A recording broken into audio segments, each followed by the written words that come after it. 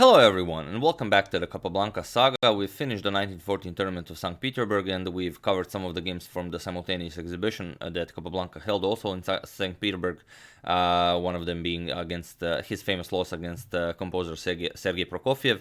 Now we enter this game. It's Capablanca versus R. Lopez Martinez. Maybe it's even Raul Lopez Martinez. I don't know. I was not able to confirm this. Maybe you'd have better luck figuring out who this gentleman is, but since I couldn't, the hoodie guy is back.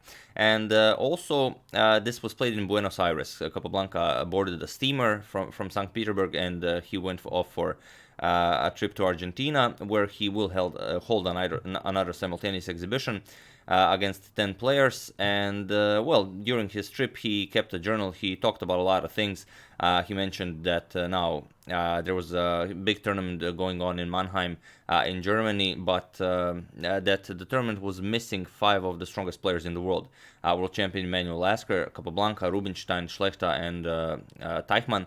And Capablanca says it's due to the money issues. Now, I don't think he meant like that the prize fund wasn't enough for the tournament, but maybe he was expecting like a money invitation, perhaps like the one Lasker received just for appearing in the 1914 St. Petersburg tournament, where he won a lot. Well, he gained a lot more money by just appearing rather than by winning the tournament.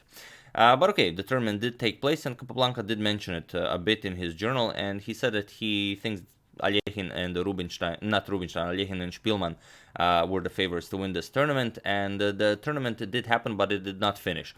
Due to the outbreak of the World War, they had to end the tournament, but I did prepare the standings of this tournament. There you can see Mannheim tournament of 1914. Capablanca was right. Alexander Alekhine did win this tournament, and Rudolf Spielmann, who Capablanca also held as a high favorite, won 3rd place, with Milan Vidmar in 2nd place. But yeah, only 12 rounds were held, and then it had to finish. And also, due to the outbreak of the World War, Capablanca considered that Lasker's match with Rubinstein will not take place. So, well, the next serious contender when the war finishes, Capablanca considered himself to be that person. And he talked about that a bit more. He also mentions, I included it in the quote above the board, say that a very strong player makes a losing move in an intricate position, Lasker would catch him 9 times out of 10. Capablanca says that he himself would catch you 8 times out of 10 if you were a strong player. So he still holds Lasker to be the better player, and he says that it would be a really, really tough match, the toughest one, of course, Capablanca ever faced.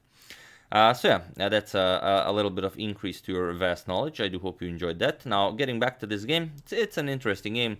Like I said, I don't know if the gentleman really is named Raul Lopez, but maybe you will have better luck figuring it out.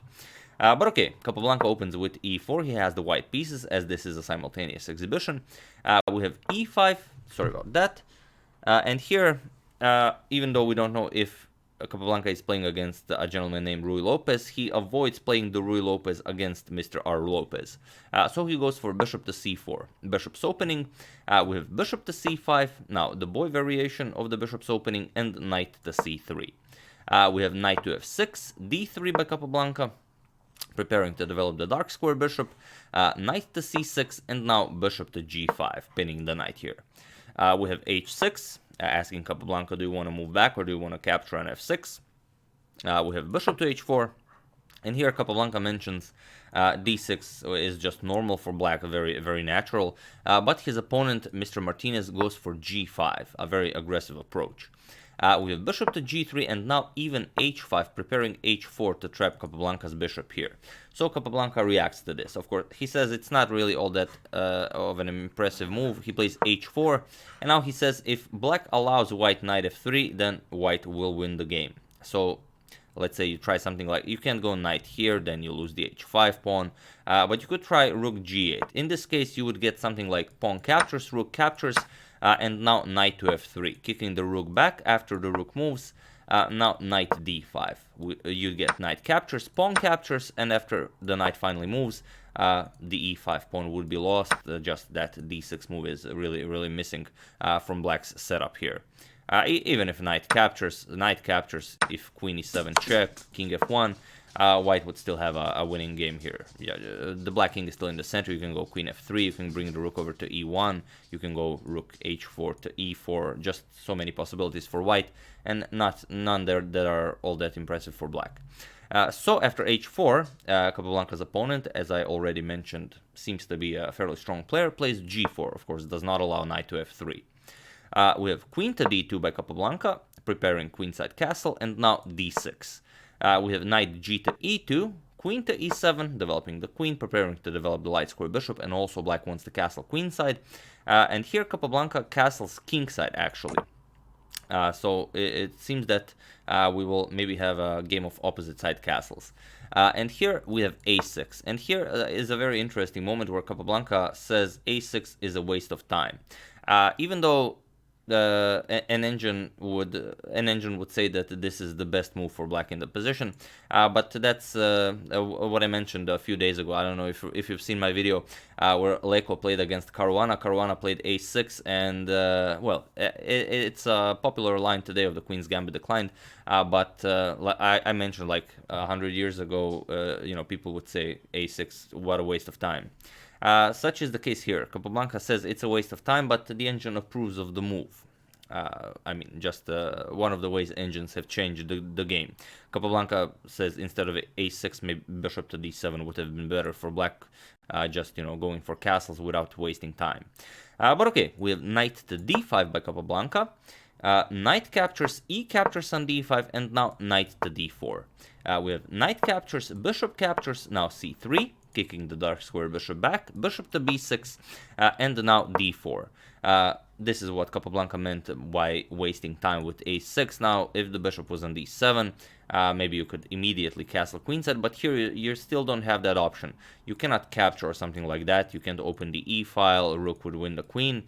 So here, instead of going something like e4, which wouldn't be all that great, you could go something like rook fe1, and if f5 defending it, then just bishop f4, preparing bishop to g5, and it would be a lot of problems for black. Of course, you cannot capture here because bishop g5 wins the queen. Now the queen is trapped.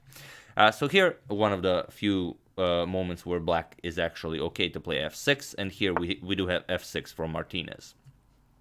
And here, rook a to e1 by Capablanca. We have bishop to d7, and now bishop to f4. Capablanca takes this opportunity that the e pawn is, it's pinned, you cannot capture as you would lose the queen, to remaneuver the bishop over to e3. But Capablanca felt it necessary to explain that this doesn't work. I mean, you can grab black's queen, but you just lose too much material. For example, pawn captures, now you can capture, capture, and capture. And after queen captures, now you do win the queen with rook e1, but you just lose so much material. King d8, now you can go queen e5, attack the rook and the pawn. And after rook f8, you can win the pawn, but then your f2 pawn is just too weak.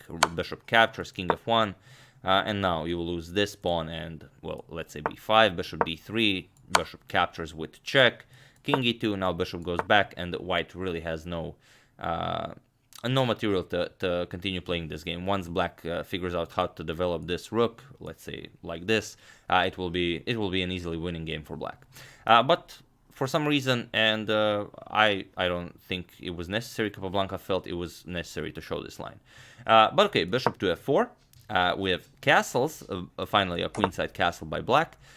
Bishop to e3, and now comes rook d to e8. Just occupying the e file. We have g3 by Capablanca, not allowing any further pawn pushes on the king side, and now king to b8. We have b4 by Capablanca, preparing a4. White now wants to bust open the queen side, as we do have castles of opposite sides. And here, f5 seems like an interesting move, preparing f4, but again, this bishop to g5 is just very annoying for black. After queen g7, you can get captures, and now, let's say d6, white could pose a lot of problems for black here. But it does seem to be playable. But okay, after b4, we have bishop to a4. This is how Martinez prevents Capablanca from expanding on the queen side. Now the bishop is just in the way, and you're not getting rid of it that easily. Capablanca plays bishop to b3, tries to eliminate it this way. We have queen to d7. Now if bishop captures, queen captures. D captures on e5, and now we have bishop captures on e3, a nice Zwischenzug. And now you could capture with the rook, but then black could just trade off a lot of material. So Capablanca decides to capture with the f pawn. We have f captures on e3, now pressuring the f6 pawn. So f captures on e5, and now Capablanca goes for rook to f6. Prepares for doubling rooks on the f file, and Capablanca says that maybe this wasn't the best idea.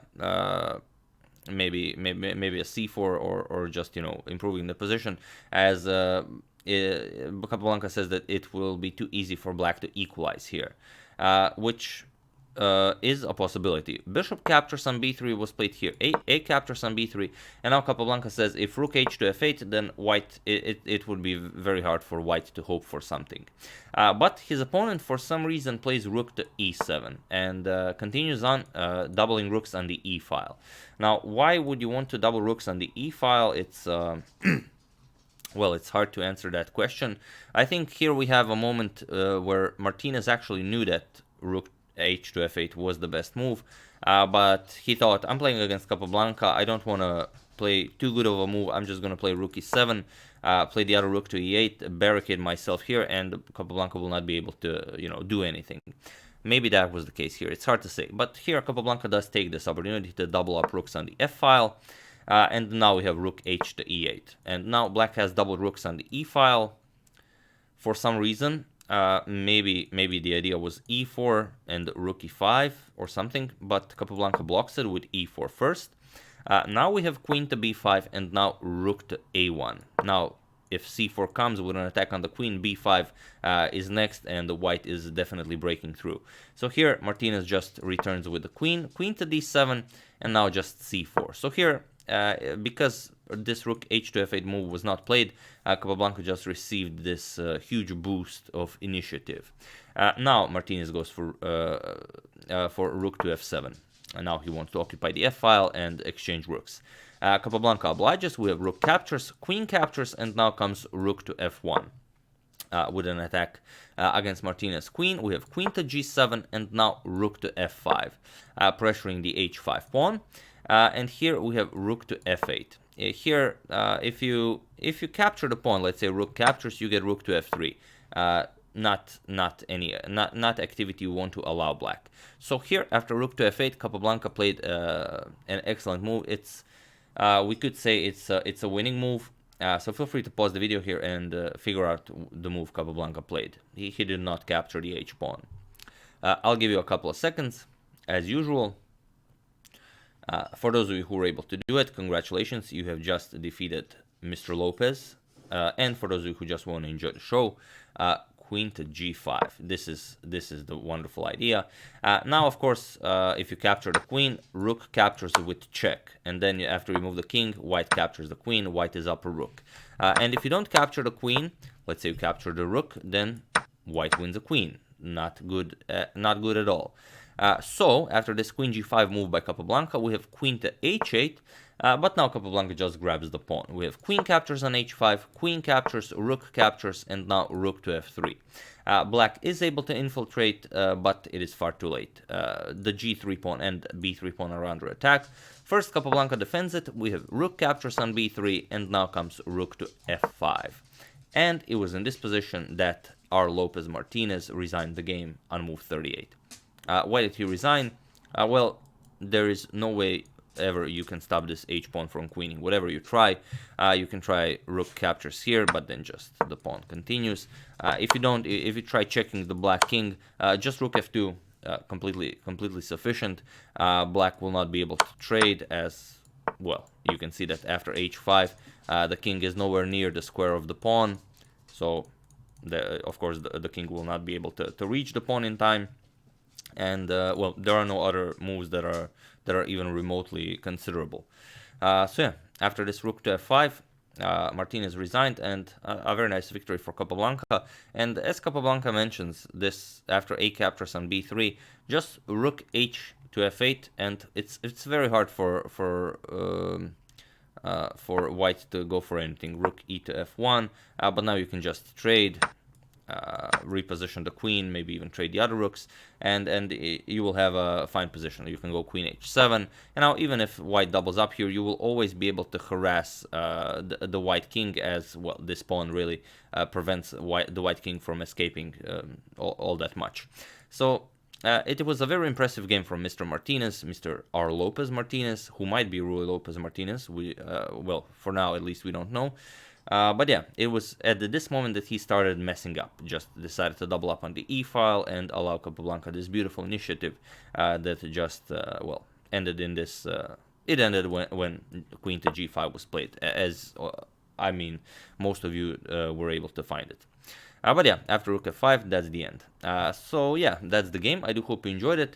Some of you have been asking me in the comments, where are we going now with the Capablanca saga? I don't know. I thought maybe cover a few more games from this simultaneous exhibition, then maybe cover a few games from some other isolated incidents, and then most likely the next big event will be the 1918 tournament played in New York, where Capablanca played his famous game against Frank James Marshall, where Marshall first unleashed the Marshall attack. But we already covered that game, so I will not be doing a video on that game again. But I will, when we're preparing for that tournament, I will invite you, for those of you who haven't seen it, to check it out, or you can just check it out up front, maybe if you just can't wait.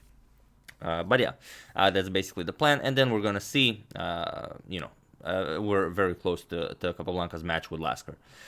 So yeah, once again, that's the game. I do hope you enjoyed it, and a lot of you have been also asking me for a game, for an Ivanchuk game, as it was Chucky's 50th birthday, but I already covered what I consider to be Ivanchuk's best game, what I consider to be Ivanchuk's immortal, his great victory over Kasparov in Linares 1991. So if you haven't seen it, do check it out. It's a really impressive game by Ivanchuk. First link you will see in the description below will take you to this wonderful game, so do check it out. I would like to thank Raymond Young, Dejan Ristanovic, Sylvain Deschenay, Gulami Albert, and Andreas Martin for a contribution to my channel. Thank you a lot, I really appreciate it. As usual, you can check 2 of my previous videos here. Thank you all for watching, and I will see you soon, most likely continuing the Capablanca saga, but also checking up on your suggestions as usual. Thank you all, and I'll see you soon. Have an excellent rest of your day.